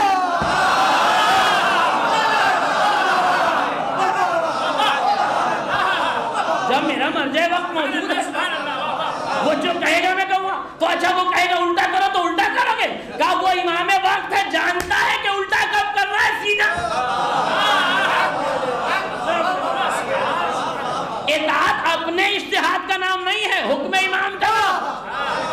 تمہاری ذمہ داری خود آگے بڑھنا نہیں، حکم امام سے بڑھنا۔ امام کہے کرو تو کرو، امام کہے رکو تو رکو۔ یہ کمال ہی نہیں، امام کہے رکو تم چل پڑو، امام کہے چلو تم رک جاؤ، امام کہے الٹا وضو تو الٹا کرو۔ اور یہ کون سی بات ہے؟ قرآن کہہ رہا ہے سیدھا کرو، امام کہہ رہا ہے الٹا کرو۔ یہ قرآن بھی صحیح کہہ رہا ہے، امام بھی صحیح کہہ رہے ہیں۔ قرآن ہمیشہ کے لیے کہہ رہے ہیں، امام موقت کہہ رہے ہیں الٹا وضو کرو۔ حکم امام آمنا صدقنا، فوراً الٹا وضو شروع کر دیا۔ ادھر سے چڑھانے والوں کے چڑھانے پر یہ کچے کانوں کا پکا نیتا، کچے کانوں کا پکا نیتا جھانک جھانک کے دیکھنے لگا کیسے وضو کرتے۔ اب جو دیکھا علی بن یقین الٹا وضو کر رہے ہیں، نکل کے آیا، امام کے چاہنے والے سے لپٹ گئے، کہ یہ چڑھانے والے کمبا مجھے کہہ رہے تھے کہ علی بن یقین سیدھا وضو کرتا ہے، میں نے اپنی آنکھوں سے دیکھا، اب کسی پر کیا اعتبار کروں، اب کسی پر کیا اعتبار کروں؟ تم تو بالکل صحیح وضو کر رہے ہو، اسی طرح سے کر رہے ہو جیسے کرنا چاہیے، یہ الٹا وضو بالکل صحیح ہے۔ جیسے ہی بادشاہ گیا، امام نے پھر حکم دیا ابن یقین سیدھے ہو جاؤ۔ ابن یقین سیدھے ہو جاؤ، ابن یقین پھر سیدھے ہو گئے۔ اس کا مطلب یہ ہے کہ اطاعت نام ہی مرجعیت کی موافقت ہے، مخالفت نہیں۔ تم جس میں خیر دیکھ رہے ہو سکتا ہے تمہیں خیر دکھ رہا ہو، مگر جو ان کی نگاہیں دکھ رہی ہیں، یاد رکھنا جہاں تمہاری فکر چڑھ کے ختم ہوتی ہے وہاں ذمہ دار کی عمر کا آغاز ہوتا ہے، وہاں سے ان کی فکر کا آغاز ہوتا ہے۔ اس لیے امام خلت فاخرہ، بادشاہ نے خوش ہو کے خلت فاخرہ، ایک بہترین جوڑا کپڑا، خلت فاخرہ کا آسان ترجمہ کر دوں اپنے بچوں دوستوں کے لیے، اتنی گاڑھی اردو ہو جاتی ہے کہ مصیبت۔ خلت فاخرہ یعنی ایک اچھا، اب 3 پیس سمجھ لیں اس زمانے میں، اچھا پینٹ کوٹ جو بھی کہہ لیں آپ، امام کے پاس بھیجا، مولا میری نظر قبول کیجیے۔ مولا نے کہا قبول ہے مگر اسے واپس رکھ لیں۔ دل ملول ہوا، مولا نے میرا تحفہ نہیں قبول کیا۔ دیکھیں امام کی خدمت میں نظر بھیجنا بھی سیرت ہے چاہنے والوں کی۔ آج کہتے ہیں نظر کائے کی ہو رہی ہے، علی بن یقین سے پوچھو وہ کائے کی کر رہا تھا، اور امام نے قبول کیوں کی؟ اگر نظر کرنا بدعت ہے تو امام نے کیوں قبول کی؟ امام نے نظر قبول کر کے لاج رکھ لی ہم غریبوں کی، ہم غریبوں کی لاج رکھ لی۔ امام نے کہا قبول ہے مگر واپس رکھ لے۔ دل ملول ہوا، مولا کیا میرا تحفہ قابل قبول نہیں ہے؟ کہا تیرا تحفہ تو قابل قبول ہے مگر مجھ سے زیادہ تجھے ضرورت ابھی اس کی ہے، مجھ سے زیادہ تجھے اس کی ضرورت ہے۔ چڑھانے والے نے یہ دیکھا تھا کہ علی ابن یقین نے خلعت فاخرہ جو بادشاہ نے دیا تھا کہیں بھیج دیا ہے، لیکن اس نے یہ نہیں دیکھا کہ امام نے واپس بھیج دیا۔ اس نے جا کے پھر چڑھایا کچے کان کے پکے نیتا کو، حضور آپ نے جو سامان دیا تھا وہ امام کو دے دیا۔ پھر بادشاہ کو غیظ آیا، اس نے کہا میں نے تمہیں دیا تھا تم نے کہیں اور دے دیا؟ کہا نہیں وہ تو میرے گھر پہ رکھا۔ کہا تمہارے گھر پہ رکھا ہے؟ اب کچے کان والے نے اسے دیکھا جس نے چڑھایا تھا، یہ کیا کہہ رہا؟ کہا اس کے دعوے کی دلیل ثابت کر دیجئے، اس سے کہیے گھر پر چل کے دکھائے۔ کہا چلو میرے ساتھ. اب جو گھر گئے تو ظاہر ہے خلت فاقرہ امام نے واپس کر دیا تھا. اب جس نے چڑھایا تھا پھر چہرہ اتر کے رہ گیا. اس کے دل میں جو ملال تھا کہ امام نے واپس کیوں کیا, اب سمجھ میں آیا. امام نے کہا وزیر تم بنو, حفاظت ہم کریں گے.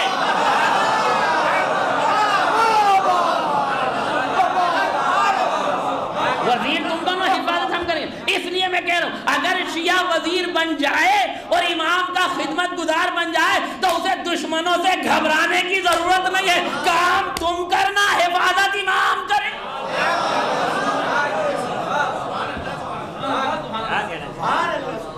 یہ اس لیے بھی میں نے پڑھا کہ لوگ یہ نہ کہنے کہ ہمیں سیاست سروکار نہیں. بنیے, خدمت کے لیے بنیے, خدمت لینے کے لیے مت بنیے.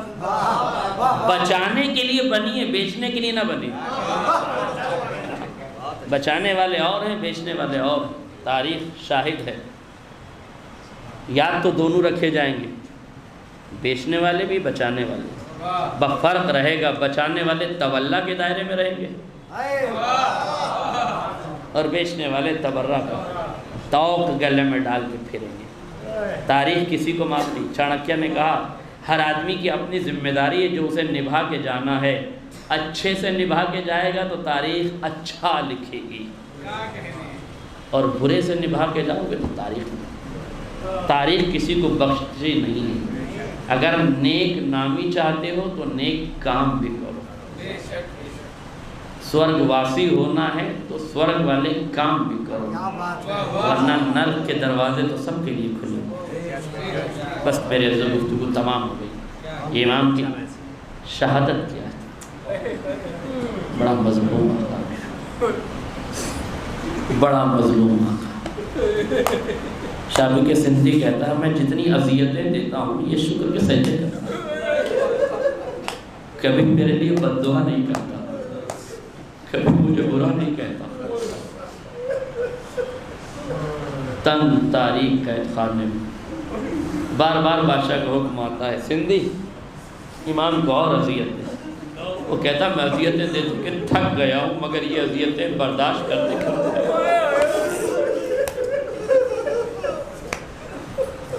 تاریخ نے بڑے عجیب فکر کی. یہ صلوات ہے امام کی جس میں یہ لکھا ہے کون امام؟ وہ امام حلیف السجدۃ الطویلہ والدموع الغزیرہ, وہ جو لمبے لمبے سجدے کرتا ہے اور دن رات گریا کرتا ہے. والمناجات الکثیرہ, اور اپنے پروردگار کی بارگاہ میں بے پناہ مناجات کرتا ہے. والذرعات المتصلہ, اور تضرع جاری کرتا ہے. وہ امام المعذب فی قعر السجون, کہ جسے قید خانے کی تنگ تاریخ وادی میں اذیتوں پہ اذیتیں. ذل مطامیر, اللہ ذل مطامیر, جس کے ہاتھوں میں کیلیں ٹھوکی گئی. ذل مطامیر, اس کے ہاتھوں میں کیلیں ٹھوکی. ذل ساق المرزوق بحلق القیود, وہ امام کہ جس کے پیر میں ایسا فولاد پہنایا گیا تھا جس سے امام کے پیروں کی ہڈیاں چکنا چور ہو گئی. بحلق القیود, ساق المرزوق, پنڈلی کی ہڈی چور چور ہو گئی. یہ رضا کا لفظ مقاتل میں 3 جگہوں ملتا ہے. پہلا, جب دشمن نے علی اکبر کے سینے میں برچھی کا پھل لگا.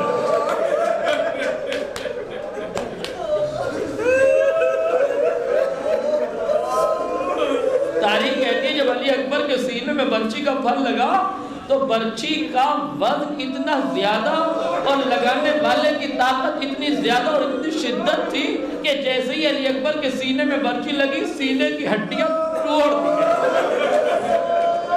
ہڈیاں سینے کی چکنا چور ہو گئے, برچھی جگر میں پیوست ہو گئی.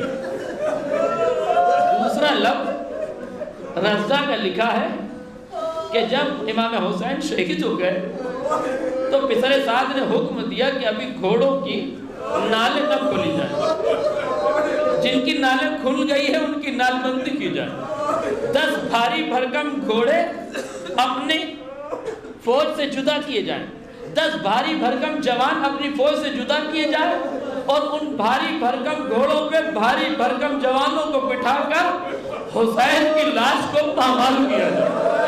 اور جیسے ہی حسین کی لاش پہ گھوڑے دوڑنا شروع ہوئے، تاریخ نے لکھا ہے حسین کی ہڈیوں کا چورا ہو گیا۔ پہلے علی اکبر کے سینے کی ہڈیوں کا چورا ہوا، پھر قاتل نے دوسرا لفظ لکھا کہ امام حسین کے جسم کی ہڈیوں کا چورا ہوا، تیسرا لفظ لکھا ہے جناب فاطمہ زہرا کے لیے کہ جب جلتا ہوا دروازہ پہلو فاطمہ پہ گرا، اذ رضا تلک العقل عند کیا رضیت اللہ مثل رضیہ، رضیت اللہ مثل رضیہ، جب دروازہ گرا دروازے کا وزن اتنا تھا کہ جیسے ہی پہلو فاطمہ پہ گرا فاطمہ کی مصریہ چکنا چور ہو گئی۔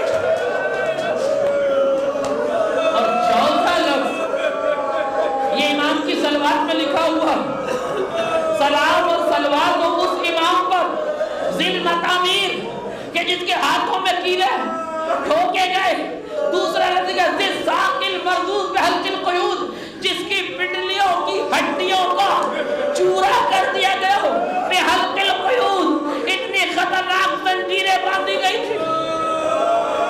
اور اس کے بعد اسی میں لکھا ہے کہ جب امام کو زہر دغا سے شہید کر دیا گیا تو امام کا جنازہ جسر بغداد میں لے جا کے رکھ دیا گیا، اور اسی صلوات میں لکھا والجنازۃ المنادى علیہ بذل الاستغفار، جنازہ جسر